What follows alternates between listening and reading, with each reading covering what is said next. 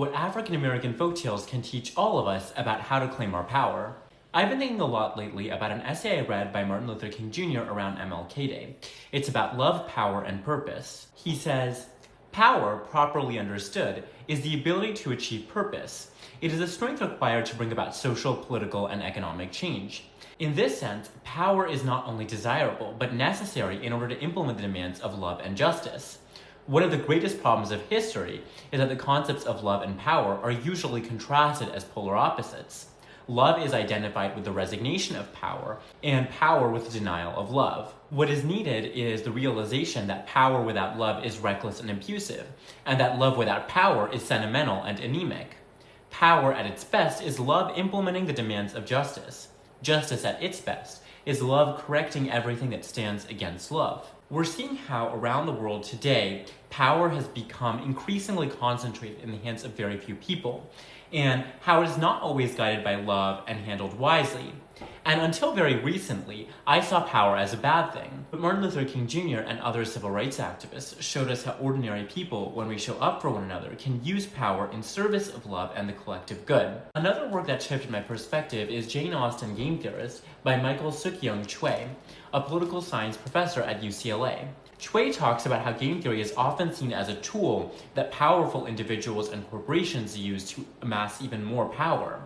But Choi argues that game theory has been used by marginalized groups to exercise agency under oppressive and limiting circumstances, well before game theory was formally recognized in academic circles.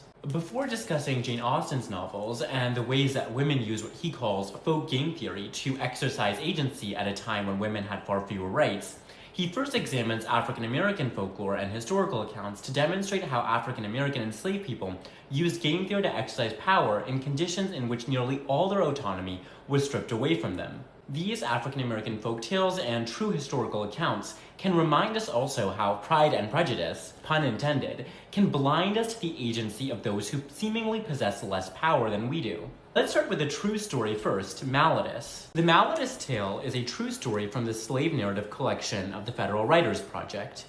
One master, so stingy his slaves are almost starved, has 7 hogs ready for slaughter. The day before they are to be killed, a slave boy runs and tells the master that all the hogs had died from illness. When the master goes to where the hogs is laying, there's a lot of Negroes standing round looking sorrow-eyed at the wasted meat. The master asks, "What's the illness with him?" "Malletus," they tells him, and they acts like they don't want to touch the hogs. Master says to dress them anyway, for they ain't no more meat on the place. He says to keep all the meat for the slave families, but that's because he's afraid to eat it himself account of the hogs got Malletus. What's the mysterious fatal disease of Malletus? A slave had gone to the hog pen very early that morning with a mallet, and, quote, when he tapped Mr. Hog between the eyes with the mallet, Malletus set in mighty quick. Malletus solved the problem of how slaves could keep the meat and eat it openly. A simple theft would have required furtive consumption. By enlisting the master as a decision-maker, by motivating him to choose to transfer the meat himself.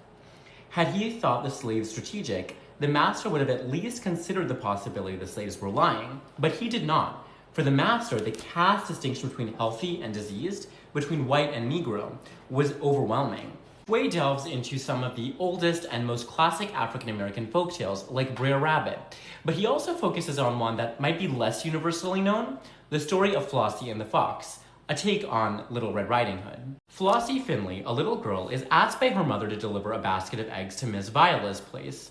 Her mother warns her to watch out for the fox, who loves eggs. Flossie says she doesn't know what a fox looks like. She doesn't remember ever seeing one. "Oh, well, a fox just be a fox. That ain't so scary." Flossie skips along and encounters a strange creature who announces that he is a fox. Flossie looks him over carefully and says, "I just purely don't believe it. I don't believe you a fox." Fox says that of course he's a fox. "A little girl like you should be simply terrified of me. What do they teach children these days?" But Flossie replies, "I ain't never seen a fox before, so why should I be scared of you? And I don't even now know you a real fox for a fact." Flossie goes on her own way. Fox, quite disconcerted, runs after Flossie and invites her to feel his thick fur. Flossie replies that he must be a rabbit. Fox then explains that he has a long, pointed nose. Flossie replies that he must be a rat. After a while, they meet a cat, and Flossie asks the cat to please explain to Flossie that he is indeed a fox. The cat says he is a fox because he has sharp claws and yellow eyes, but Flossie concludes that he must therefore also be a cat. Desperately, Fox says that he has a bushy tail. Flossie replies that he must be a squirrel. Fox begs Flossie to believe him, but it is too late because one of Mr. McCutcheon's hounds arrives to apprehend Fox. As he dashes away, Fox shouts that the hound knows who he is. "Like I told you, I am a fox." Flossie replies, "I know," and walks unharassed to Miss Viola's. There are several messages one can take away from this story. One might say that Fox's terrifying power is not based not on physical attributes, but on socialization, what they teach children these days. One might say the powerful construct a world with specific roles, and the weak can beat the powerful by refusing to participate in those roles. Power requires acknowledgement and disappears without it. One might say that Flossie succeeds by manipulating the situation, by steadfastly and cleverly refusing the fox and scared girl scenario, the Little Red Riding Hood scenario, in favor of the unknown creature and skeptical girl scenario. The real fight is not over the eggs, but over how the situation is defined. One might say that whenever someone approaches you claiming to be powerful, you should place the burden of proof on him. One might say that childish innocence can triumph over adult pretension. One might say that Flossie simply knows how to buy time.